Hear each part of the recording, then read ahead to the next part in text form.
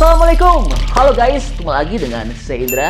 Kali ini kita akan kembali masuk ke dalam segmen otomotif.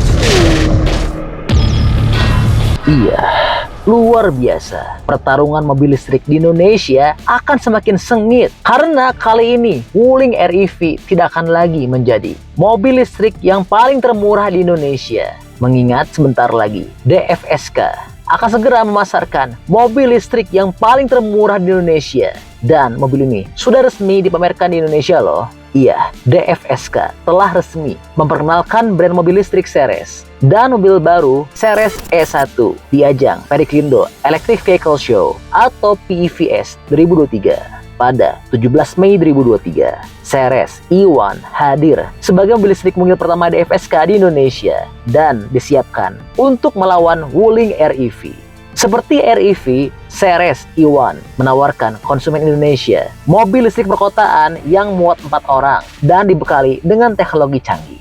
Lalu, bagaimana sih dengan detail desain eksterior, interior, fitur, performa, harga, dan info lengkap dari mobil ini? Oke, langsung kita ulas dalam video berikut ini ya.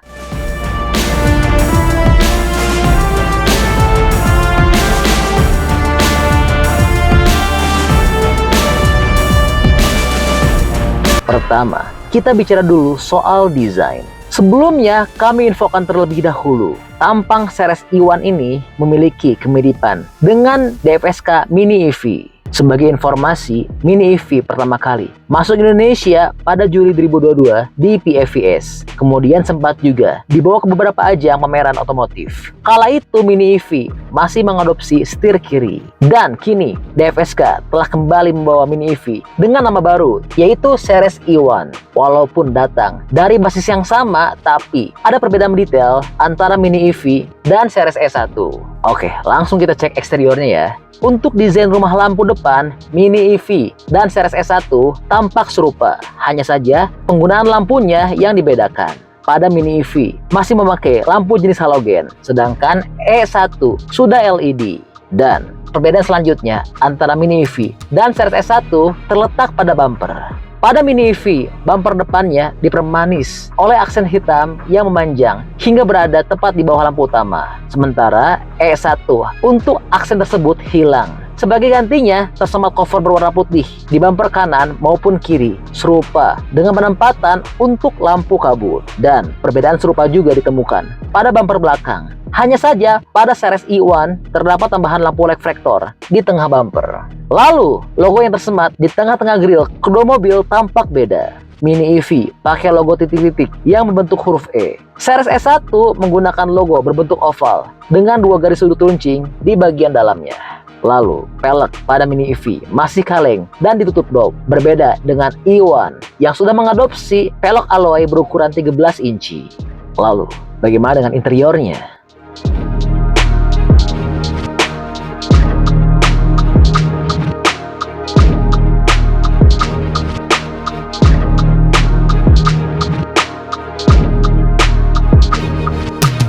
Oke, masuk ke dalam interior. Pada bagian setir, Mini EV yang pernah dilihatkan langsung oleh DFSK saat dipamerkan masih menggunakan setir kiri.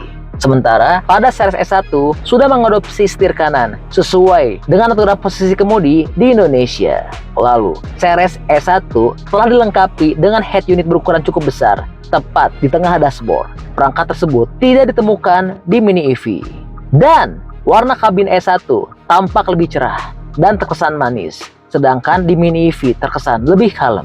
Berikutnya, Mini EV masih mengandalkan tuas untuk mengoperasikan rem tangan atau rem parkir, beda dengan E1 yang sudah mengaplikasikan rem tangan elektrik. Lalu, bagaimana dengan spesifikasi, performa, dan harganya?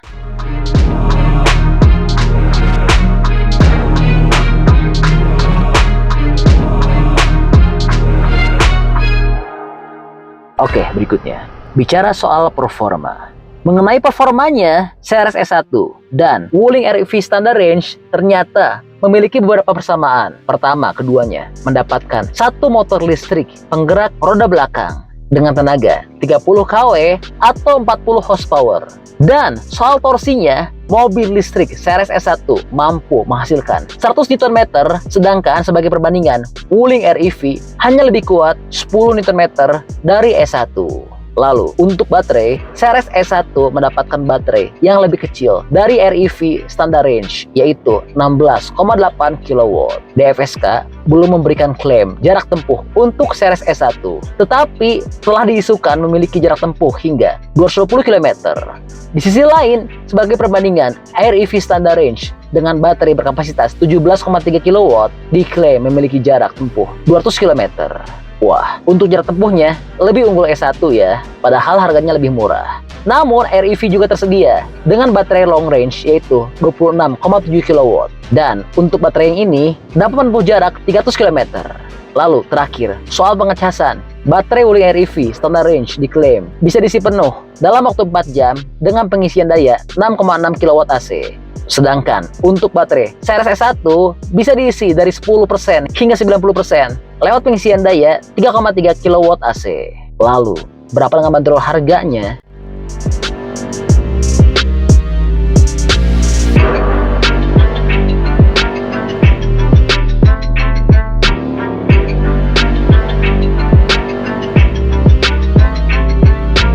Oke, berikutnya.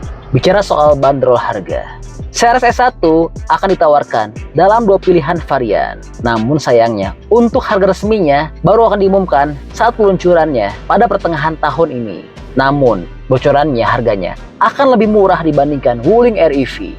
Dan juga mobil ini tentu akan mendapatkan subsidi seperti Wuling REV. Karena S1 bakal diproduksi secara lokal di pabrik DFSK yang terletak di Cikande, Serang, Banten. Sama seperti saudaranya, DFSK Glora E. Sehingga juga mendapatkan subsidi yang sama dengan REV. Wah, luar biasa ya. Mobil baru dari DFSK ini.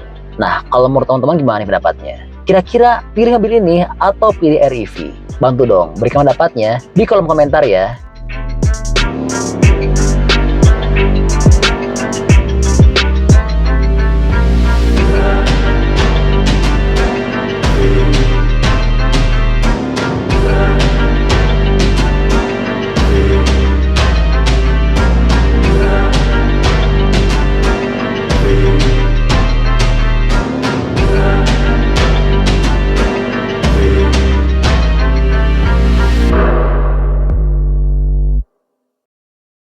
Oke, jadi itu adalah info update untuk DFSK E1.